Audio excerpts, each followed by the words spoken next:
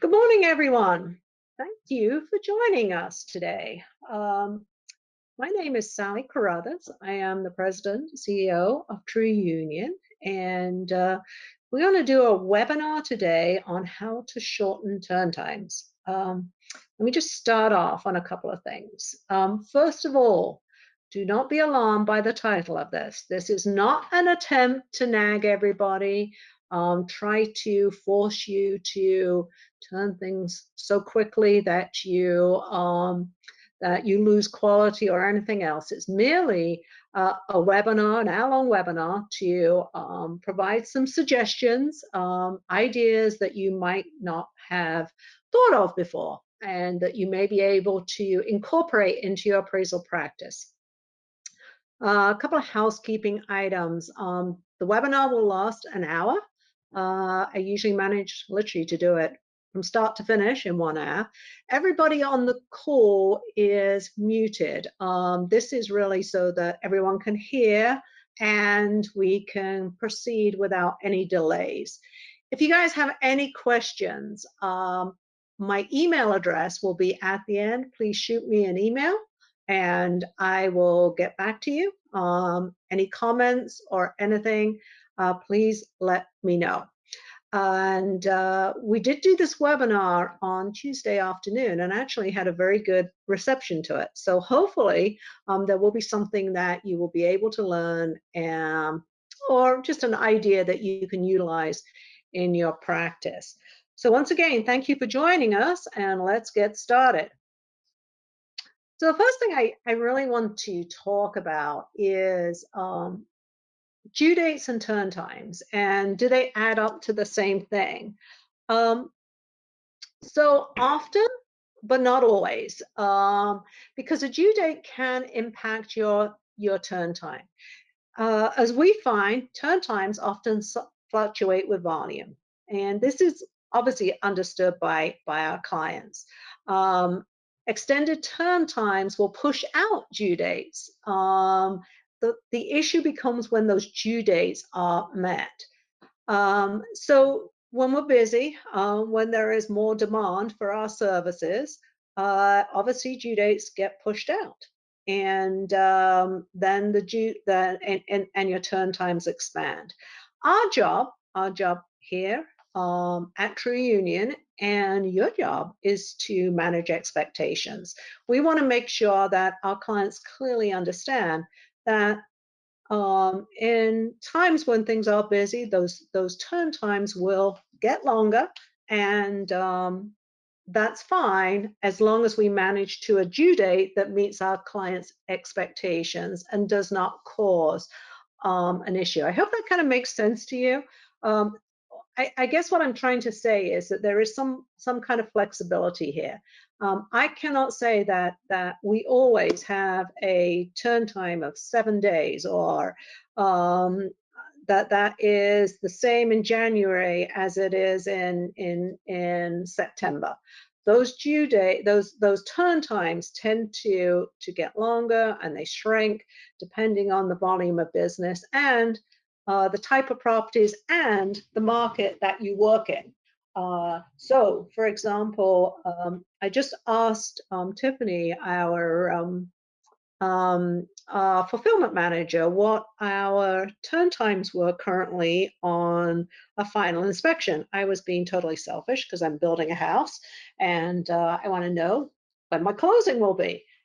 And her answer was, well, typically 4 days at the most. Right now, anywhere between 1 week and 3 weeks, depending on the market. So it's a kind of interesting thing that is a very different turn time, 4 days to 3 weeks, depending on how busy you guys are. So we understand that. I really want to say that we understand that and we manage to that and we set the expectations for our clients based on that.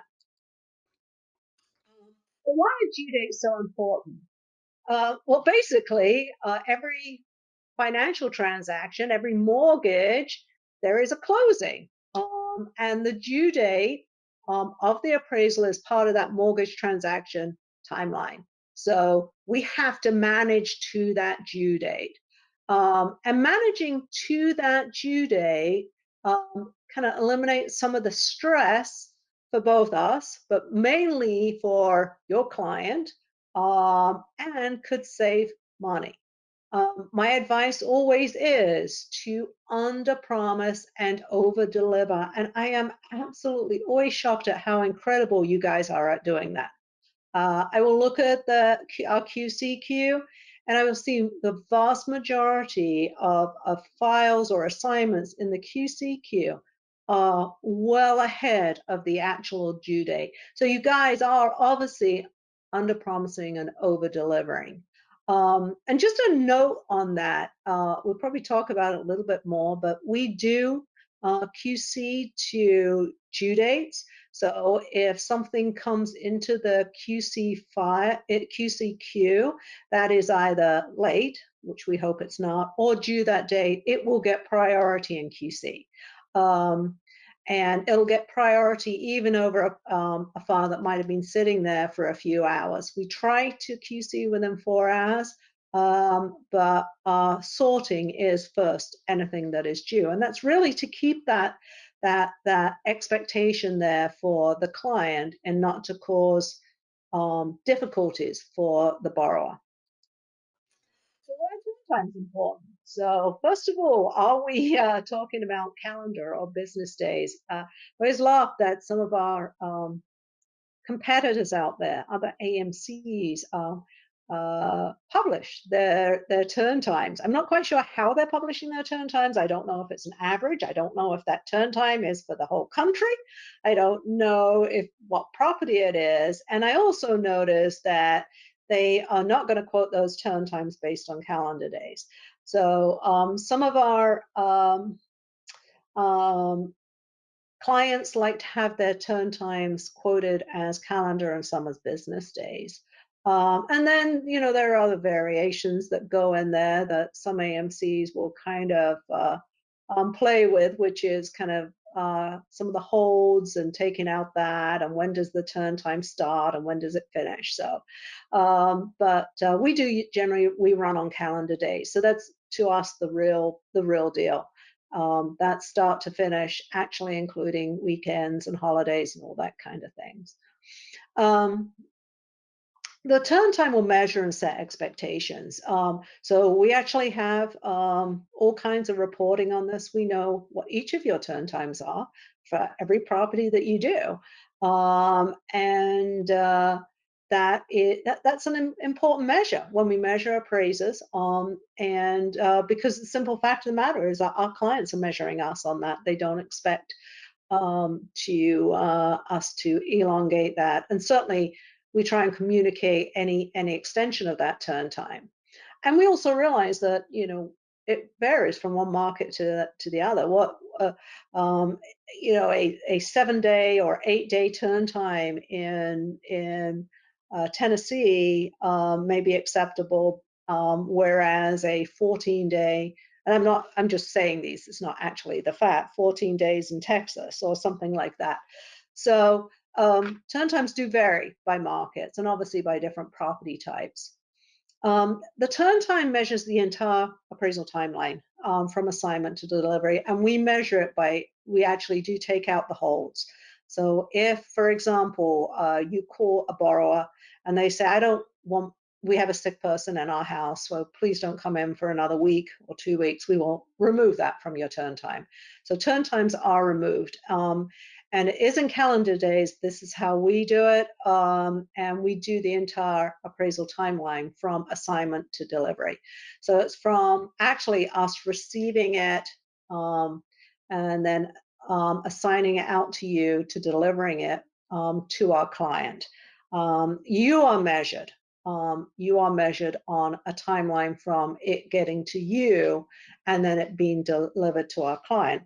So your timeline will be better if you get us an underwriter ready appraisal report that we don't have to send any revisions on. So and the same with how we're viewed with the client.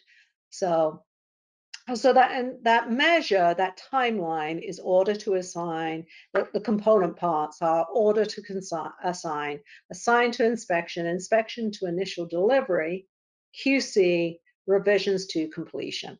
So we actually have that all all measured out and separated. We try to get an appraisal assignment into the hands of an appraiser within 4 hours, and probably most of the time, I would say 80% of the time we do, because we do tend to auto assign. We have a lot of efficiencies in our system to do that. We succeed, you succeed by measuring all of those components. Obviously, some of that is reliant on us, right? That order to assign is on us. Our QC times are on us. Once it gets into your hands, it's on you. The success of this is the appraiser and True Union working together and ensuring that each of those parts work together well, and that we're able to keep the client happy and within reason. There is some major impacts on long-term times, and some of them are not really good for appraisers.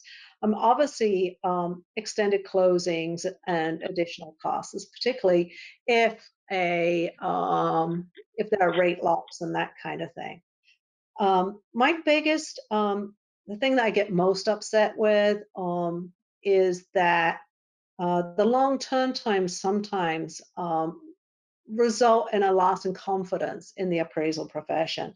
And we start to hear commentary about, the lack of appraisers and lack of appraiser professionalism. And hey, we can replace appraisers with something else. And so it is really important for all of us to ensure that those turn times are kept at a reasonable limit. I'm not saying that you're supposed to deliver, reports in 24 hours or whatever it is. I'm not going to set those kind of unrealistic expectations on you.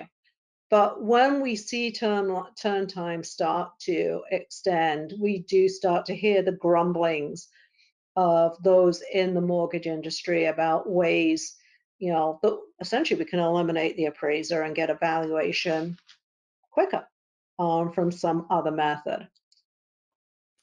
So, yeah, lots of confidence in the appraisal profession.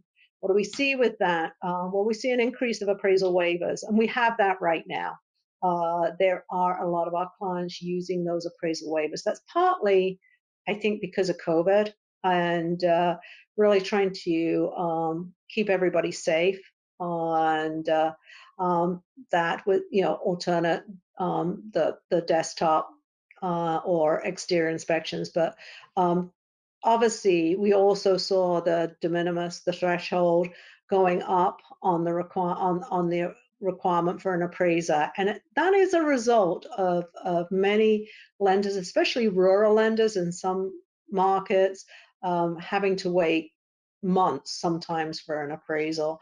And I think there's a kind of question on that, and I see those waivers. Use of automated valuation models. These things have got very sophisticated. They're not what they were 20 years ago. 20 years ago, I remember hearing this, oh, they're not going to be any more appraisers because they're just going to replace it with automated valuation models. And at the time they had, pretty kind of basic kind of automated valuation models. These got pretty sophisticated in the last few years. The big thing has been that they do include MLS data. They didn't used to, so you've got the use of that data, and so they tend to be a little more sophisticated, and that's certainly being used, and they have their uses in certain areas, but the last thing we ever want is that automated valuation model to replace a real live appraiser, professional appraiser. We see valuations by non-appraisers. This is probably the one that makes me the most upset and concerned too. Evaluations and BPOs during the crisis, 2008, probably 2010, when we had a very high foreclosure rate, and we had a lot of foreclosures. A lot of you guys were doing REO appraisals, but a lot of that, the pre-foreclosure stuff was done by brokers on BPOs, and they could get them cheaper and maybe quicker, and there was just an incredible amount of volume.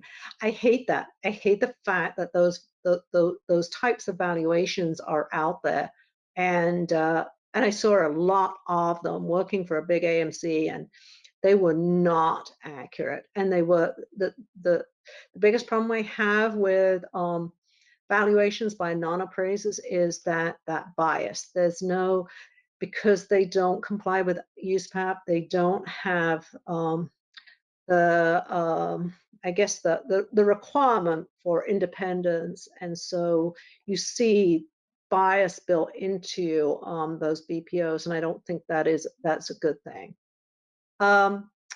Also, we've seen an increase of limited appraisals and quasi appraisals, hybrid appraisals, that type of thing, mixing and matching, and inspectors and appraisers, and that has a time and a place. But I don't want that to be a default for the lack of appraisers, or the thought that an appraisal takes too long and we shouldn't have it done.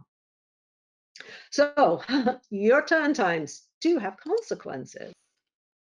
Um, let's start looking at some solutions and some thoughts about your appraisal practice, and how you may be able to be more efficient. One thing is that I don't know that many appraisers really know how much their time is really worth. Um, I have a kind of quick calculation that if an individual appraiser did 10 assignments a week for 50 weeks a year, they would gross 200,000. That sounds like a lot of money, doesn't it? Well, it isn't really a lot of money. I say gross 200,000, and probably to do 10 appraisals a week for 50 weeks, you've really basically got to be working many, many hours. And the fact of the matter is that you spend a lot of time in your practices, in your businesses, doing things that are not appraisals. So add that into the equation. So if we said 10 appraisals a week, which we all think may be reasonable, and we say they take 4 or 5 hours, that means 10 hours a day if you're only going to work 5 days a week. And then you've still got to do all the other things that you have to do with your office. So I think it's very valuable to kind of sit down and work out, how much your time is really worth, and kind of work backwards from that. One of the things that I think is incredibly frustrating for appraisers is that they spend a lot of time on the road. I know many of you actually enjoy this, but you spend a lot of time that is not appraisal practice. In other words, you're not doing research, you're not doing analysis, you're not even really doing an inspection. You're just driving to the property. Or maybe you're driving to the comparable to take a photograph of it. So I think that looking at that, and we're going to talk a little about your coverage area, can be quite important to realize that, do you really want to spend that much time behind the wheel of a car when there is nothing else that you can do? Except maybe listen to a podcast or a book on tape, maybe talk on the telephone, something like that. So I think it's a really important part of what you do. And I think that if you're more efficient in your appraisal practice, maybe you can spend a little less time in the car. And then I have to ask you guys, when was the last time you changed anything in your appraisal practice? Have you been doing the same thing for years, same as last year, the year before? Maybe it's time to look at something else. And do you have any help? Are you doing everything on your own? And I know some of you are. And with that, how much time are you actually spending on practicing your appraisal profession? One thing I know that appraisers are horrible at is setting a schedule and keeping to it. So first thing I'm going to just say, you're a professional. You don't have to work evenings and weekends unless, of course, you want to. Um, Always work ahead.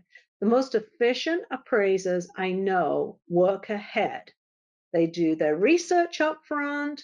They may even have part of the appraisal done up front. They are always working ahead and not from behind. Decide what hours and what days you are open for business. I gave an example when I was doing this class on Tuesday. I said I had talked to my daughter who is a firefighter, and I asked her something about something next year. She could tell me whether she was working the day before Thanksgiving 2021 because her entire schedule is already planned out. I think we would be a lot better if we did that same thing. In other words, we took a planner or a digital planner, whatever you want to do, and you marked out when you have inspections, when you are in the office. So, for example, you go to the doctors and or you go see if you had surgery, you go see a surgeon. A surgeon has planned out what days they are doing surgery, when they are doing their rounds, and when they're doing office visits. You can do the same thing. That's what a professional do. An attorney knows when they're in court, when they are in the office. And I think that's a good idea for appraisals. I will be X to X in the field. X to X, I will be working on appraisal reports, on my appraisal practice in the office. X to X, I will be doing my accounting or some other non-appraisal practice I need for my business. So it kind of brings me to this idea that as a sole proprietor, remember, you're running a business too. So you need to separate your business time from your appraisal. So you have to schedule assignments. That's not appraisal practice, scheduling your appointments. So decide when you're going to do your office work, your clerical work, your accounting work, or even your sales. All those are very important, but start a schedule, mark things off. So managing a business also involves scheduling, accounting, sales and marketing, technology issues. I don't know how many times I've been told by appraisers, oh, my computer broke down and I had to call the da da da da da. And they end up spending hours. I know these are things that you can't predict will be happening. But if you schedule time, for technology in your business to have an overhaul or backups or anything else, again, it will mitigate some of the major issues you might have. General clerical duties and communication. You have to tell us, for example, when your appraisal inspection are. So set aside time for parts of your business that are not appraisal practice and recognize that you may need to spend several hours a week on these things that are not appraisal practice. And make sure that so you may be doing, consider that you're doing 10 appraisals a week, but if you do 10 appraisals a week, you have 10 you're practicing appraisal practice to deliver 10 appraisals a week. How much of this other stuff do you need to do to ensure that is working? I can tell you that you're working many, many, many, many more hours than you think. Many, many more hours. So I'd say to a lot of appraisers, sit back, think about it. Do you need some clerical help? And what could that clerical help, really do for your business? Well, first of all, there are many appraisers who just are horrible typists, and me being one of them. I'm an appraiser who is a horrible typist. I never learned to type. I type with a few fingers, and I'm horrible. Um, it was the worst thing. It was the most painful thing for me when I was practicing actually out in the field and I had my own business, was typing my own appraisal reports. I hated it. So, yeah, I probably should have got someone to help me type the appraisal reports. Um, Scheduling. This was another thing that personally I hated. I hated getting on the phone with people and saying I was going to be there, because then they would get a, you get this back and forth and blah, blah, blah, blah, blah. So scheduling takes time. Accounting, you have to chase invoices sometimes. I hope you never have to chase them for us, but you have to chase invoices. This is a non-appraisal practice thing you have to do. You have to get ready for your taxes. You have to keep yourself organized. You have to know, what your income is. All these things that you have to do for your accounting. Technology is a huge part of what you do, huge part, and you need to take into account that you will spend a portion of your business time dealing with technology, whether it's talking to your software company, it's buying a new computer, it is downloading something. There are all kinds of things that you have technology wise that you need to take into account in your time, in your work time. Sales and marketing, I am sure that you're not, well, it'd be nice if you're just doing work for us, but I'm sure that you would like some other clients, maybe non-lender clients, and you probably would like to do some sales and marketing and be able to kind of talk to some people, or perhaps you would like to go to a meeting. I didn't put in here education, I should have, but furthering your profession. And then customer service. I mean, you want to talk to your clients and be nice to them. So there are lots of things you could probably get that somebody to do some clerical help to help you. I think it's a good idea now and then to relook at your coverage area and assess whether it is reasonable. Or are you driving too far? Or maybe you need to add something. So I really think that appraisers are serving your community, and we want to see our appraisers serving our community. And it's a good idea to see the distance you travel, how much time you spend in traffic, what kind of data you have, and how you're maximizing your time. And I kind of put a little bit in here about learning from Uber. I got an Uber the other day, and it took, I mean, I was surprised. It was almost there as soon as I called it. Of course, they're not getting as many calls as they normally have. But I was near the airport, and they all hang out at the airport because they can maximize their drive. And then they don't have to drive to go pick up someone. And I think we have that idea. You gotta, look at being able, if you have a smaller coverage area, if you go down, I know when I was in practice, I had like 7 counties. If you go down to 2 or 3 counties, does that mean that your drive times are less and that you can maximize your profits by spending less time on the road and being more successful? So I encourage you guys to look at that, and I can guarantee you, there is work in every single market in this country, and I don't think that anybody needs to be, kind of doing, huge market areas. And I think that you can stay fairly busy by re-looking at that coverage area. I would, if you have an opportunity, inventory your technology. Have a look at what you've got. Is it up to date? Is it efficient? Are there different things that you could do to make you better?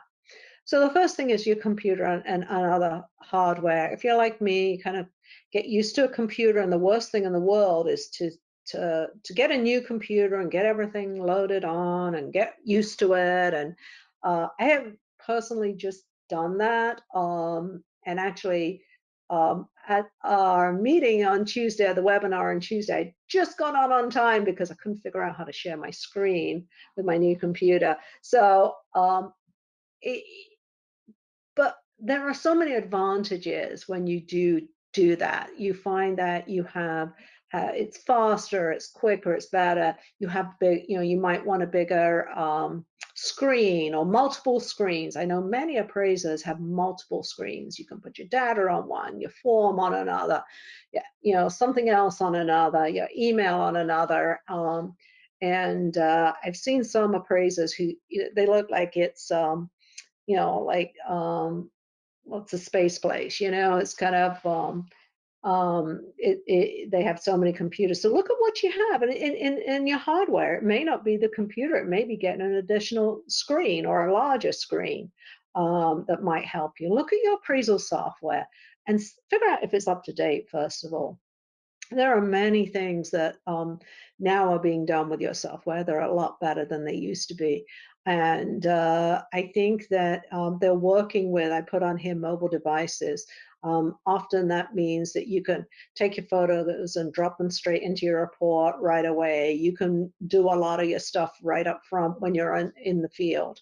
So look at software and then mobile devices, whether it's a really good mobile phone, or a lot of people really like to use um, a like an iPad or something like that, that will work with and integrate with their computers. And I remember years ago I had a friend who used to drive around in a big old van, and actually he had his wife drive, and he would sit in the back, and he'd have his computer hooked up, and that kind of stuff. So type out there, and that was in the days before Wi-Fi connection. So make sure your Wi-Fi connection is working too. Laser measures, if you haven't looked at those, look at that. Your data services and how your data services integrate with your software. Do you have Data Master and some others that you can have some pretty good integrations that will make things much better and much more efficient for you and save you so much time. Um, if you don't have an order management system, consider one that helps you keep track of all your orders and when they're due, and billing and that kind of things on them. They're fairly inexpensive, and some of the appraisal software companies have that built into their software, or you pay a little extra to have that. Um, Talking of those mobile devices and order management systems, you can download on the mobile service of our order management system, so you can update in the field with us too. So if you don't know anything about that, just contact me and we can figure that out too for you. Look at what Office products you have. I mean, things like Word and Excel and a few of those, and make sure they're the most up to date. Those are some really cool stuff on that.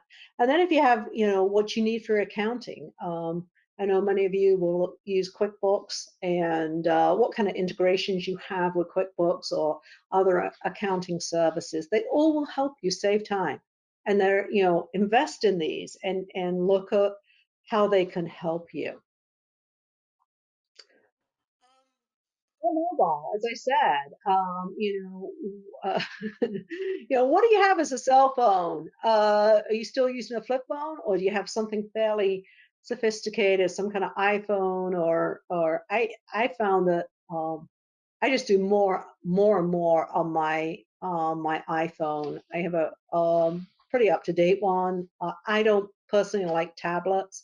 Many of you do, but there is so much that you can do with a cell phone, and um, and look at what your software company has to offer with mobile devices and incorporation integration, photos and that kind of thing.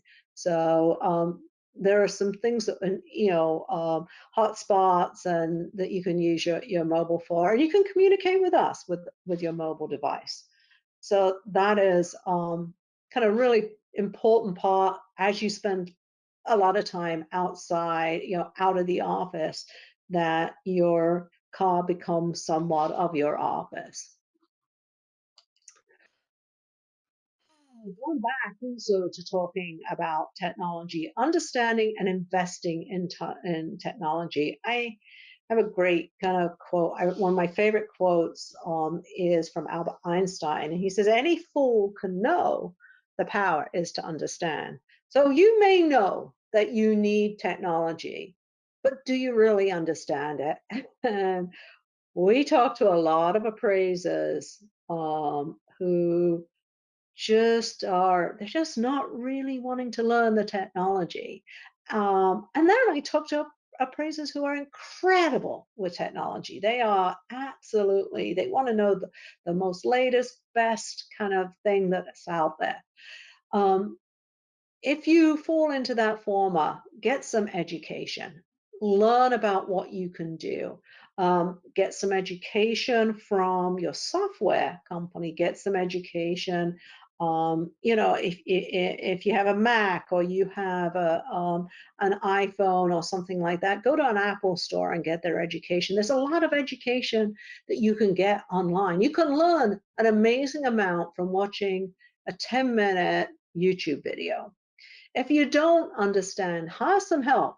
Hire somebody who could help you with technology. You're not going to hire my guy because Ian is very good. But without him, I will be pretty stuck.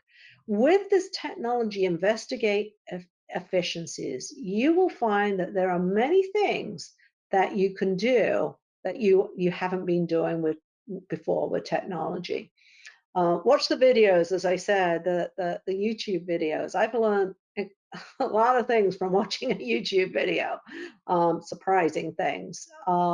So I think including technology. There are things that I can't figure out how to do. I Google it. And whoa, surprise, I can figure it out. You just need to spend time, money, and knowledge. Invest in those in technology. Invest some time, some money, and some knowledge into it, and it will really make you a lot more efficient. And also think outside the box. We have several appraisers. I put down here drones. We have several appraisers using drones now. Um, we are actually going to do a webinar the beginning of next year. We do 4 webinars a year, each quarter. We're going to do one, it will be a visual one on drones. There are a lot of things that can be done in the appraisal field on drones, with drones. And, whether it's particularly when you get into acreage properties, rural properties, even doing exterior only properties, you can take a little picture of the back or drive around the back and see what's going on there. So drones are kind of an interesting thing of the future, I think. I know some of you are using voice activated software. I think it's Dragon that works with WinTotal, which I think is amazing. If it would just understand me, I think that that can really help you get quicker in your writing up your appraisal reports. And, if your software is not working, consider changing. I know that is so difficult. You might have been with your software company for years, but maybe they're just not moving on and getting better at doing what they need to do. So you might need to change. So if you think that, look at spend some time looking at new appraisal software because some of them are really, really, really very good. So let's get into another little topic here that is one of my favorite ones, and and I have had many conversations with appraisers about this. And it's a question of, is it time for you to get an appraiser assistant, or are you thinking about an appraiser assistant? I am a firm believer that we need to develop our appraisal profession and look at the appraisers of the future, and bring on new appraisers. And so I really very much like to see appraisers bringing on assistants and developing that practice. But I also think it can really help you in your practice. I think that it provides some you know some help, another set of hands, or maybe a couple of hands, and allows some efficiencies if you've got more than one person. Um, but you got to think about things before you do that. You got to be very committed to training. And I talk about, it's not, they're not indentured servants. You have to be committed to mentor somebody, and be with them through the course of their training. And I think that's an important commitment from both the supervisor and the trainee. You've got to look at how many of your clients will accept trainee reports. We do. We encourage it, and we will. All our credit unions are on board with that, and I recognize that our appraisers are quality appraisers and have the capability of successfully mentoring new assistants. You got to figure out if you've got the resources to dedicate to a trainee. You can't expect a trainee to work for nothing. So do you have the resources to pay for them? And how are you going to pay them? And what are you going to pay them? And not just that, what else are you going to provide? Are you going to provide a computer? Are you going to give them a license via software? And are you going to give them a place to work? Kind of tell the story of the first time when I first came over from England to the United States, and I applied for a job as an appraiser. And another time, it was before licensing, just to show how old I am. But yeah, and I went to the place that was on the advertisement after they called me, and it was someone's basement, and I was so shocked. I'd never worked in someone's basement in England, and appraisers were in prominent parts of the city, so I wasn't going to do that. So, but maybe you can have somebody work from their home, and how are you going to supervise them? Check with your E&O company. Make sure that that's all that they're covered under your E&O. And talk with your state licensing board. Figure out what the requirements are for the appraiser and for your assistant. What the requirements are for you. You will have to take a supervisor class, and they will have to take a supervisor assistant. You both have to take a class. But you need to also know the expectations. What does it look like? What's the log going to look like? What kind of thing do they want? How much? What do they want to see as far as appraisal practice on the log? What should you have them doing? And understand USPAT with regard to significant professional assistant. Significant professional assistant is not having your appraiser assistant sitting there typing reports for you and doing clerical work. They're expected to assist in appraisal practice. So, and your state board may be able to point you towards giving you some help on that, and the expectations, and also going to the Appraisal Foundation too. They are a good resource, their website, to find out that. And realize you start slow, and then eventually you will have more confidence in your assistant, and it's something that at first they're going you're going to be maybe dedicating a lot of time to helping them, but eventually they are going to provide a lot to you in your practice. Understand clearly the difference between clerical help and an appraisal assistant. They're not there just to type or answer the phone, or put notes into the into the AMC site for you. They are there to practice. They are there for appraisal practice. They should be doing inspections, maybe with your help. They should be doing research and analysis, and learning how to write an appraisal report, not just type one. And remember that an assistant's not a slave. It's not your indentured servant. You, as a supervisor, you're there to mentor. Your state will have oversight, and there are administrative rules to follow. Supervise and don't control. I always tell the story about hiring an appraiser many years ago. who had just finished his training, and he and got his license. And he had worked for a wonderful appraiser in town, incredible appraiser, wonderful, kind of quality, very well known. I hired this guy, and I was really excited. I thought this guy would be amazing. And it was awful. The poor chap knew nothing, and literally, this appraiser was very good, but he completely controlled his assistant and really didn't let him do anything. So you got to give your appraiser, your assistant, you know, the ability to work eventually independently. And but also remember your assistant is a reflection of you. Because often an assistant, when they're qualified, they'll go out there and they'll say, I was trained by so and so. So, and they'll go, wow, oh, well, you know what you're doing. And your mistakes and shortcuts will be reflected in theirs, and your professionalism and expertise will be mimicked by your assistant. So you know that it becomes something that is passed on, that quality and professionalism will be passed on to the next generation of appraisers. So it's very, very important to understand that.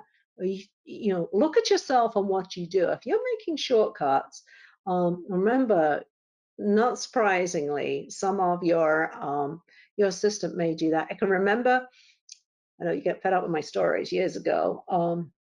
Could never understand in the days when we were kind of when we had a lot of pressure from lenders about values and kind of that kind of thing, and we had these appraisers out there pushing all these values, and they had assistants. I could never understand what happened, and I was teaching a class, and I asked someone, I said, oh, they were in class because they'd done something wrong. And I'm like, why did you do that? Why did you kind of think that that was okay to kind of, I didn't say it like that, but something like that about, getting that value. So, and they said, well, my supervisor told me that if the client wants that, we have to give them what they want. That's, that we've got to keep them happy. And so remember that they didn't know any, in other words, the assistant didn't know any differently, and they won't know any differently. They're sponges. They're there to learn from you. Now, having said that, you should choose your assistant very wisely, very and we'll talk about how to choose an assistant. So how can an assistant help? Well, they can assist with inspections, measuring, drawing, photos, field notes. Take some time to teach an assistant how to inspect a property. I really do think it's the easiest part of the job, but it is the one with the most pitfalls. It's the one that I always hear from a borrower. Oh, they didn't measure my house, or they only took 10 minutes, or they missed a bedroom, they missed a bathroom. I have hardwood floors and they said I had carpet, blah, blah, blah, blah, blah. Um, it is not difficult to teach someone to inspect a property. It is not, it's a very cut and dry kind of thing. It's a very practical thing, but it takes a lot of time. It takes a lot of time to learn how to do it. It is something that it doesn't really involve analysis. It's cut and dry. I mean, you measure from one end of a wall to another. A property is in a certain condition. And you can recognize deferred maintenance. It has a asphalt shingle roof. There are hardwood floors. It's a very cut and dry, but there is a lot to learn.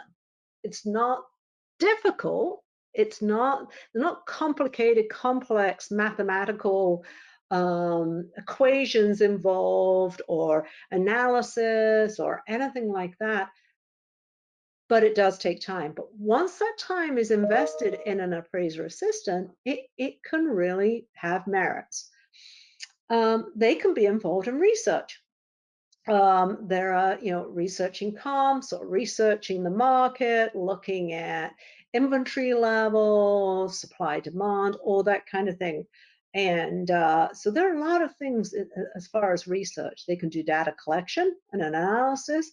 You're going to teach them how to write a report and synthesis, not typing, but writing a report.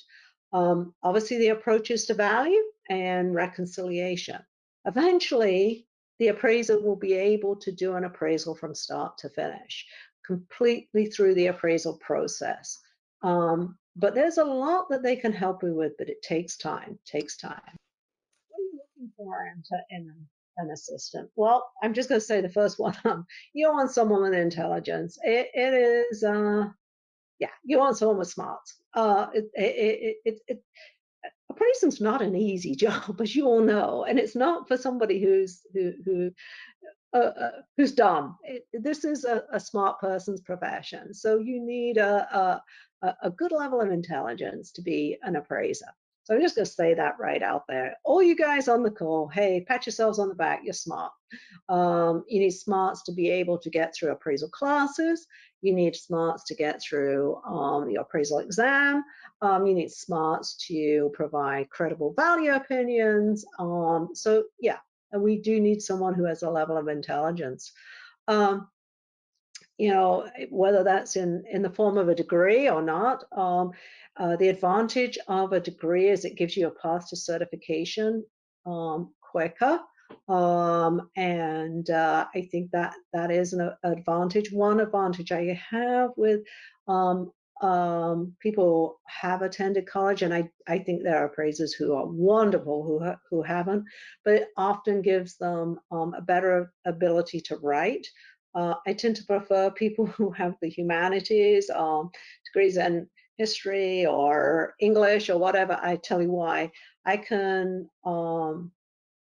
you know, I can teach somebody the math because it's fairly simple. I just can't teach somebody to write. That is very hard to teach somebody to write. So with that, they have to have an ability to communicate. Um, and you have to have patience and humiliation. It's not a quick thing. It's not a quick fix to do an appraiser.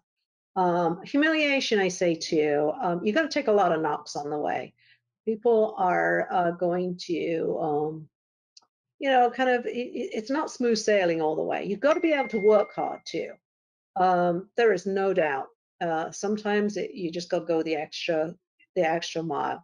A thirst to learn, a sense of humor. Things are pretty funny out there sometimes. I put down here opinion because in the end, every appraiser has to be able to put down an opinion of value. We would like to have ranges, we would like to do this or that, but in the end, you've got to know and you've got to put down your opinion and you got to sign a report that backs it. Sign a certification to do that. There are some people who just can't put an opinion down. They don't want to. They whiffle and waffle and whatever, and they're not prepared to do that. They really need a reliable mode of transportation and an understanding of technology. There are a lot of good people around right now, people who are looking for positions, lost their jobs, and there are some really good candidates out there right now for assistance. As I said, it doesn't have to be necessarily someone fresh out of college. It's got to be somebody who is willing to learn and has these attributes. So I go back to our clerical thing, something that's a little off the wall, that some of you may not have thought of. You might say, "Ooh, maybe I could find a teenager to do my clerical duties. That would be great." But I don't know how reliable. But one thing many appraisers do now is offshore some of their clerical duties. AMCs do it too, and very, very successfully. And absolutely nothing wrong with that. Scheduling, accounting, report writing. I know that you can send an appraisal report offshore. They'll type it, have it to you back in the morning. You go through, do your analysis and whatever, and you got it out the door. QC and other back office work. Before you do decide to offshore your clerical duties, do some research. Make sure that, and I would get some referrals if you can and reviews to make sure that you go with with someone that's try a company that's tried and ready. one of the advantages that if you're offshoring, they work when you don't work. So, you can have things ready to go when you start work. So it can be very successful if that's something that you want to do. So I put it in there as a consideration. Uh, Very important is to your appraisal is communication. Very, very important to your turn times and meeting your due dates. So one thing I would say is to research assignments up front, and I mean research them. There is nothing more annoying than finding out 2 weeks after an appraiser has accepted an assignment that there's some issue with the property that could have been found out right up front. Things come up. I know when you go to inspect something or along the way, something comes up. But do as much research as you can right up front. And therefore, communicate any potential delays as soon as possible, so everyone knows up front. We will put a file on hold, as you know, and it stops that clock from ticking. Use our OMA system to communicate. Try not to go outside of that system with emails. We will have to cut and paste and put it into the OMS system because that is our that just gives us all the information we need. Phone for emergencies. I don't mean that don't phone us, but it helps to communicate through the system. You can still call us. We like that, but um, you know, the best way to get hold of us is through our system. We check that. We continually checking those queues all the time. Um, Remember that the lender, our lender, if that's a credit union or not, is your client. I think this gets forgotten a lot of the time. It that we are just the agent for the lender, and we can't be the client, obviously, because we can't fulfill the intended use. We don't give mortgages. So that lender is your client. And so, any respect, whatever goes into your appraisal report, et cetera, delays or anything, it's a reflection of you to your client. Um, it always helps if you work towards an underwriter ready report. If you can get us a report that does not require any revisions, that always helps. I think you pretty much know us by now. You know what kind of things we're looking for in QC, but that means, labeling photograph, making sure that all the bedrooms are in the sketch.